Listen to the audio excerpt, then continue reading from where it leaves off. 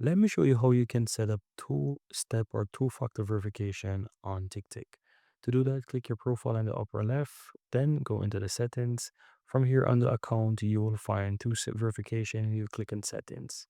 From here, you want to click on enable and you want to basically send a verification code to your phone. So click send verification and it's going to send a verification to your email.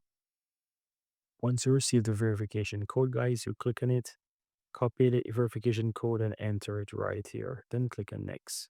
Now, from here, you'll have two options available to you. The email option, which you can do the verification by email, and you'll get a code and you'll have to enter the code. It's going to look similar like this, which you'll have to enter to be able to log in. And the second option would be to use the authenticator app, which you need to download from the Play Store or App Store on your phone.